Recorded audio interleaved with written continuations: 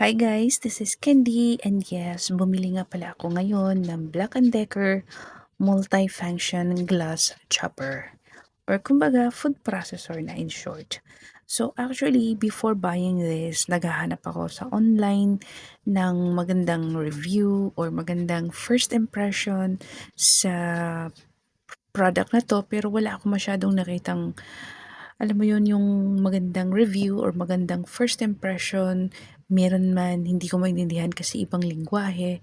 So ngayon, ginawa ko tong video na to kahit medyo mahaba for the purpose na sana kung sino yung manonood for the next, yung naghahanap ng mga reviews, um, unboxing, ay medyo um, makakuha tayo ng ideas kung ano man ang meron sa product na 'to.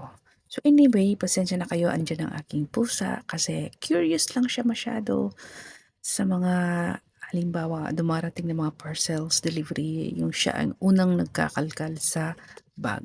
So anyway, yan po ang unang makita natin sa box ay yung lid. Yan yung takip ng ano ng processor. Next is yung makita natin dito ay yung blade. And yeah, may dalawang blade po yan. And then, ito po yung machine. Siya yung machine na para maggiling yung mga pagkain na ilalagay natin dito or yung pagpagagamitan natin dito. At saka yan yung body ng processor. So, medyo delicate siya kasi made of glass po ang food processor na to. Medyo may kabigatan din siya, konti. And yes, medyo may makapal din yung glass. Yes, makapal din siya. At saka, ayan, mayroon siyang rubber stand dyan. Siguro protection na rin yan para, um, alam mo yung paggamitin mo na hindi siya slippery or may slide doon kung saan mo siya itayo. So, next part is, actually nagluluto ako ngayon ng kalabasa, chicken, nagpakulo na ako para paggagamitan ko dyan sa food processor na to at saka ma-share ko sa inyo kung ano yung first impression ng um, food processor na to from Black & Decker. So, ayan po.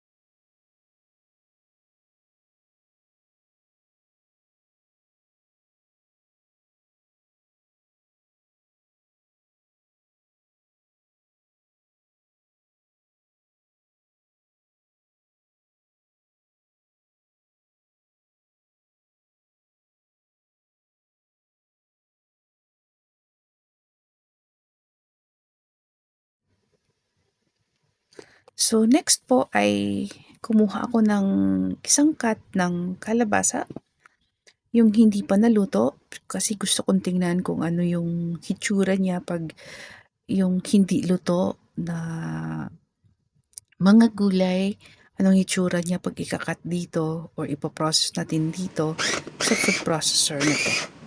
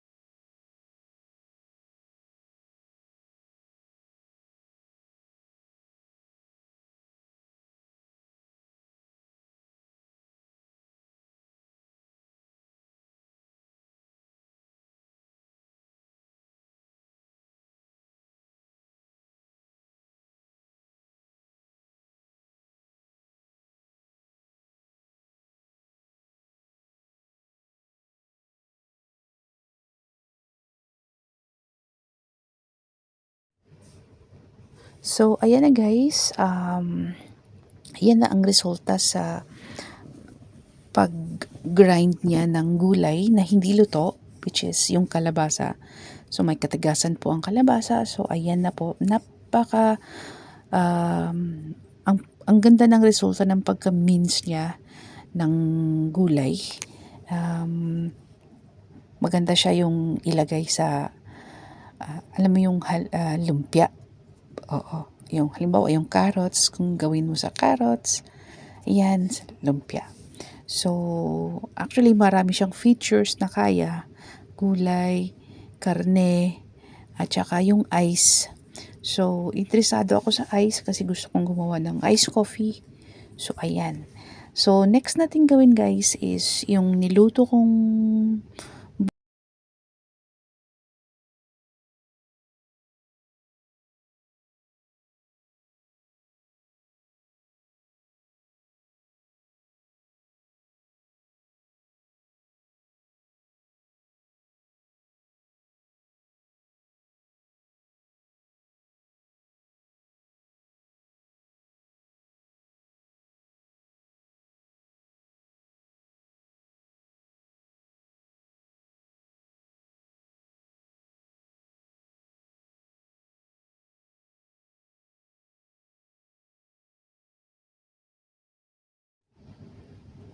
So, ayan na guys. Ayan na yung resulta.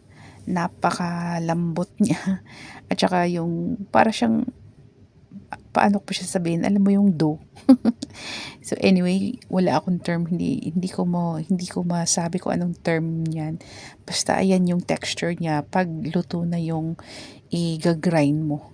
So yes guys, sobrang lambot niya. So next kong gawin guys is yung luto kong manok.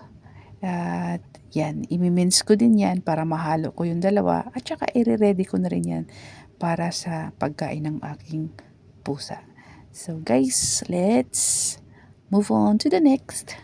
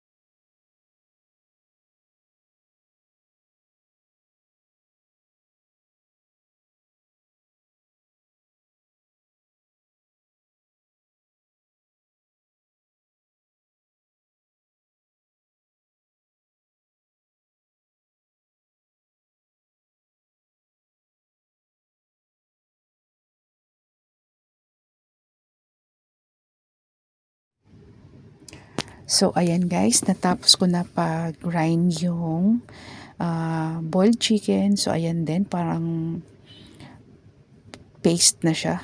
Ang texture parang nagiging paste. So ayan, napaka-nipis. So yan ang gusto kong texture para sa aking cat food. Kasi simple or mas madaling nilang kainin at iwas sa mga yung mga buto-buto. So guys, ang next kong isa lang dito ay yung yellow or ice kasi gusto kong matry kung gaano niya kakaya mag-grind ng ice. So yan ang gusto ko pala sabihin na words. Ayan, excited akong gumawa ng iced coffee. So anyway guys, let's proceed to the next.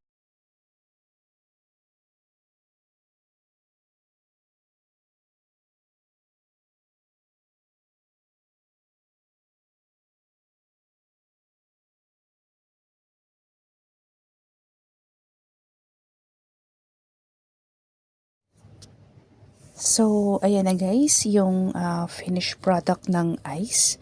So, medyo ang ganda ng texture ng ice. Sobrang sarap niya gawin para sa, alam mo na, yung mga, natin, sweet dessert. Yung halo-halo kasi ang pino ng ice na pagkagawa.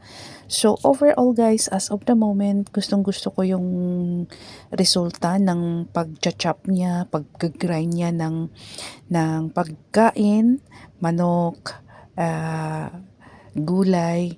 At saka in the future, nakasabi po sa box na pwede siyang mag-mince ng meat. Kung gusto nyo mag-mince ng meat. At saka ayan, pinakita ko na yung ice mismo. So, medyo for my first impression, okay siya sa akin, pasado siya sa akin, and hopefully maglalast siya sa akin ng matagal. Para naman medyo masaya lang. Kasi pag masira agad, which is napakalungkot naman nun kung masira agad, no? So, hopefully, it will last for me a long period of time. So, anyway, thank you guys for this video and see you next on my short vlog. Bye!